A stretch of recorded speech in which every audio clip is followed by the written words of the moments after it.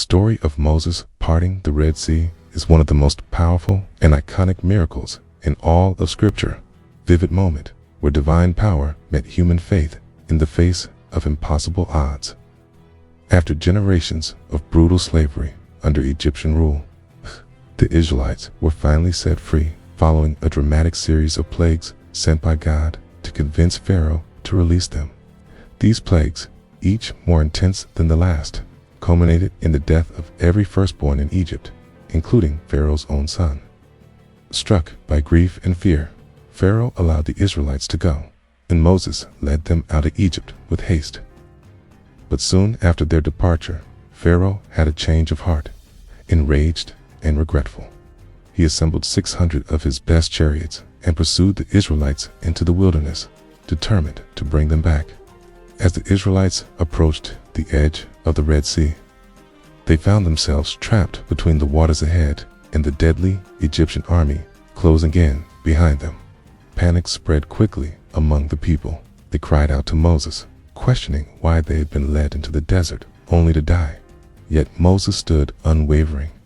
With the Egyptian army thundering toward them and the sea blocking their path, he turned to God in prayer.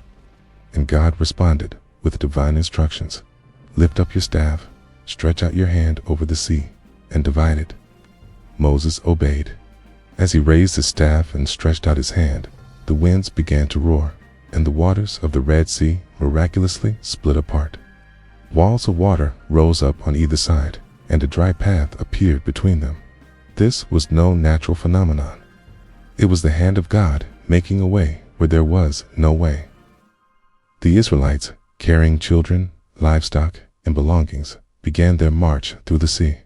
Imagine the awe and terror of that moment. Towering waves held back by invisible force. The ground dry beneath their feet, and the unknown waiting on the other side. Yet they pressed forward, driven by trust and the will to survive. Behind them, the Egyptian army entered the path, chasing them into the very miracle meant to save them. But just as the last Israelite stepped onto dry land on the far shore, God instructed Moses once more. He lifted his staff again, and the waters came crashing down. Chariots, horses, and soldiers were engulfed in a torrent of judgment, never to threaten the Israelites again. Not one of the Egyptians survived. The people of Israel stood in stunned silence, watching the sea settle and realizing they had truly been delivered.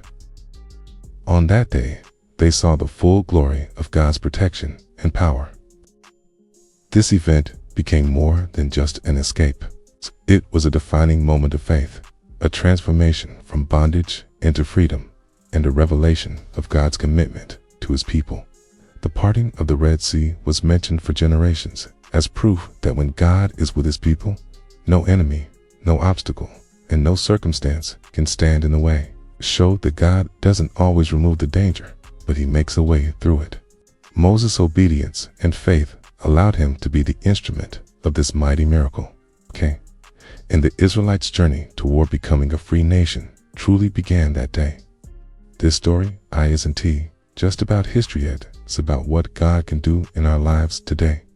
Like the Israelites, we often find ourselves standing at the edge of our own Red Seas, trapped between fear and faith, with the enemy closing in and no clear way forward.